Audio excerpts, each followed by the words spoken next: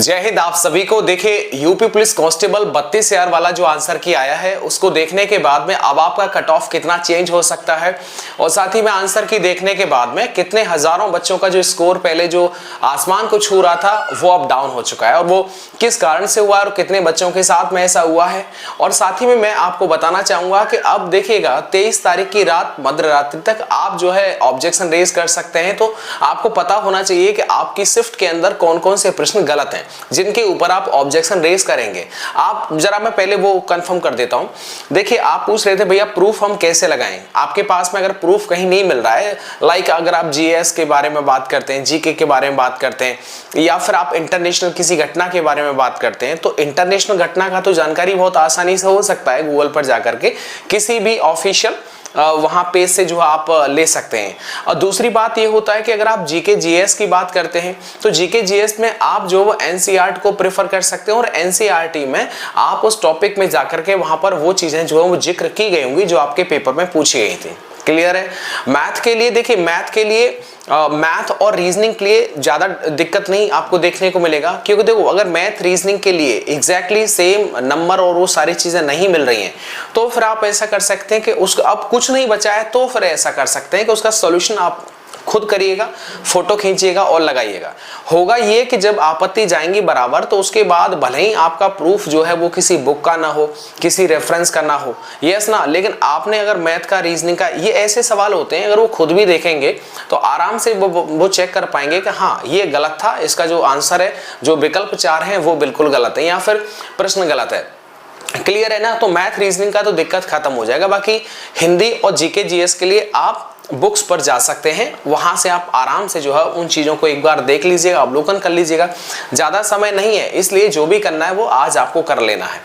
इसके बाद मैं बात करना चाहूंगा, देखिए पहले जो स्कोर आपको बताया जा रहा था या फिर आपके ही मित्रों को बताया जा रहा था, एक दूसरे के साथ में बांटा जा रहा था कि आपका जो स्कोर है वो 270 है, 260 है। हाँ, ऐसा नहीं हो सकता कि ये स्कोर इतने स्कोर तक कोई विद्यार्थी पहुंच ही ना पाए, ये गलत बात है। ऐसे में विद्यार्थी पहुंच सकता है लेकिन वो एकदम इंटेलिजेंट है, मतलब एकदम अलग ही है, एकदम भाई साहब एक्स्ट्रा ऑर्डिनरी पर्सन है वो, इसलिए उनका स्कोर जो है, जिनों की तैयारी जो है 4-5 साल से लगातार वो लगे हुए हैं, उनकी तैयारी का जो निचोड़ है वो आप देखेंगे तो 260 265 ये उनका। लेकिन ये गिने चुने व्यक्ति होते हैं, ऐसा नहीं कि आप जो कट ऑफ डिजाइन कर रहे हैं, आप जो एक एवरेज निकाल रहे हैं वो उनके हिसाब से निकाल रहे हैं जिनका शायद ही ना हो। तो ऐसे में वो उन चीजों को थोड़ा सा ध्यान में रखते हुए, और देखिएगा जब लास्ट ईयर आपको पता है 60 या 244 का भर्ती आया हुआ था तो उसका आप ये देख लीजिएगा कि परसेंटेज क्या है, परसेंटेज क्या है। तो परसेंटेज में आप देखेंगे तो आप जो भी आपके नंबर आ रहे हैं उसमें आप सेटिस्फाई रहेंगे। अब देखिएगा 120 क्वेश्चन मतलब 240 नंबर, 120 क्वेश्चन मतलब 240 नंबर इतना आसान नहीं था। लेकिन हाँ, बच्चों के बने हुए हैं वो एक अलग बात है, लेकिन ये एक बड़ा स्कोर होता है। जनरल कैटेगरी के लिए 120 क्वेश्चन मतलब एक बड़ा स्कोर होता है। तो इन सब चीजों को देख करके ऑब्जेक्शन जरूर लगाइएगा, आप जरूर रेज करिएगा। बाकी आप दूसरे पर जो डिपेंडेंट ना रहें। अब देखो हर शिफ्ट के अंदर एक दो आपको सवाल जो है वो देखने को मिल जाएगा।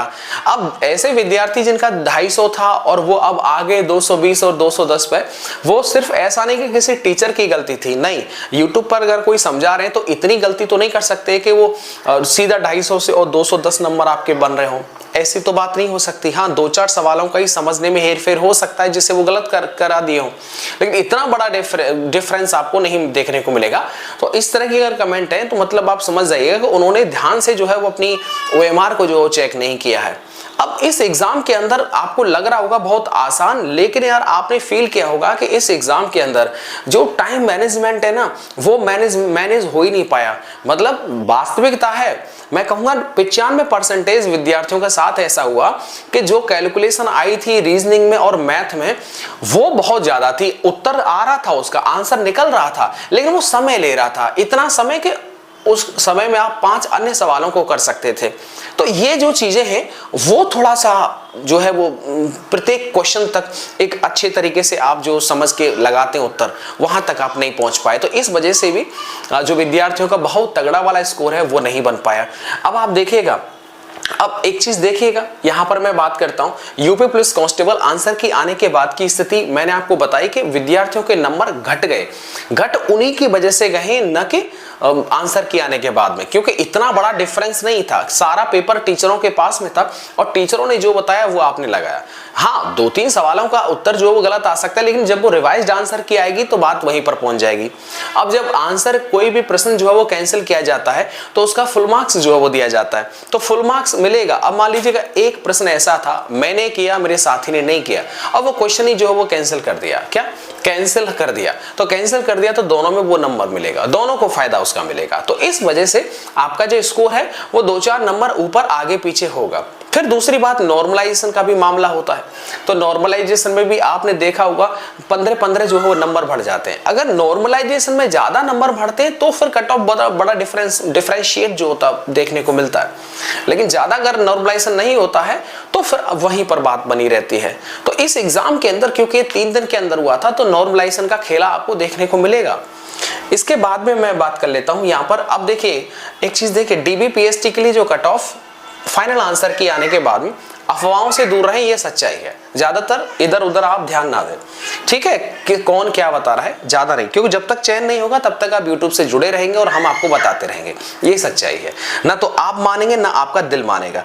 अब आप देखिएगा जो कट ऑफ मैं यहाँ पर बात करने वाला हूँ, इसको देखने के बाद में अगर आपका इतना है ना तो मेरे भाई आप डैम श्योर रहें, डीबीपीएसटी के लिए तैयार रहें। अब यार नॉर्मलाइजेशन अभी हुआ नहीं है, तो मैं नॉर्मलाइजेशन के नंबर को आप इसमें मैं कैसे जोड़ सकता हूँ? मैं अपना अनुमान लगा सकता हूँ, लेकिन जो आपके रॉ मार्क्स हैं उनके आधार पर तो बात कहीं तक ठीक जाएगी, क्योंकि नॉर्मलाइजेशन अभी कितना क्या है वो सब स्थिति क्लियर नहीं है।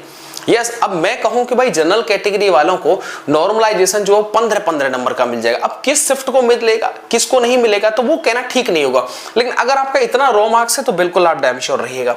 देखिएगा मेल कैंडिडेट्स के लिए, अनरिजर्व के लिए मैं बात कर लेता हूं, तो यहां पर अगर आपके 220 नंबर है, क्या 220 एक सेकंड किधर गया पेन, ठीक है, तो 220 अगर नंबर है तो बिल्कुल आप जो है वो श्योर रहिएगा कि आपका आराम से जो है वो हो जाएगा। क्या आराम से हो जाएगा, कोई दिक्कत नहीं आएगा। क्लियर है?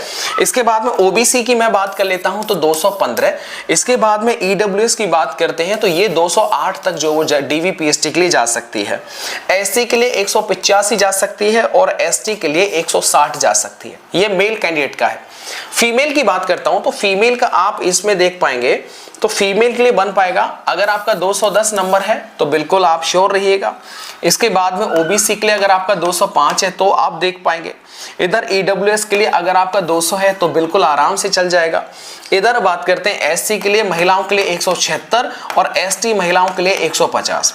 सीधे सीधे अगर इतना एवरेज में आपका बन रहा है तो बिल्कुल आप श्योर हैं कि आपका जो सपना है यूपी पुलिस कांस्टेबल ज्वाइन करने का वो बिल्कुल पूरा हो जाएगा। यस ना, ये एक बड़ा स्कोर है, इतना आसान नहीं है। यस ना, 220 नंबर सामान्यतः विद्यार्थी बहुत मेहनत करने के बाद में भी ना 215 और 210 के आसपास पहुंचे हैं। यस, लेकिन एक एवरेज स्कोर निकालें तो ये इतना जो है बन रहा है इस रेंज में। हाँ, इनमें आप +-1-2 कर सकते हैं, वो एक अलग चीज है, ठीक है, +-1-2 हो सकता है, +-1-2 हो सकता है, लेकिन इतना नहीं हो सकता कि 240 और 260, वो नहीं हो सकता। +-1-2 हो सकता है। चलेगा, मिलता हूं आपको नेक्स्ट वीडियो के साथ। आपके मन में क्या है, आंसर की में आपके नंबर बढ़े या फिर घटे वो आप बता सकते हैं, और कमेंट बॉक्स के अंदर भी आप जरूर बता दीजिएगा कि आपकी शिफ्ट ये है और इसमें ये वाला प्रश्न गलत है, ताकि उसी शिफ्ट में जो एग्जाम दिया है दूसरे भाई ने वो उस पर आपत्ति दर्ज कर सके। एक दूसरे से आप बात कर लीजिएगा, तो क्योंकि जब आपत्ति का समय निकल जाएगा फिर आपकी बात का कोई वैल्यू नहीं रहता है। तो इसलिए कमेंट बॉक्स का सदुपयोग करते हुए आप अपनी राय रखिएगा और आपत्तियों से संबंधित आप चर्चा कर सकते हैं।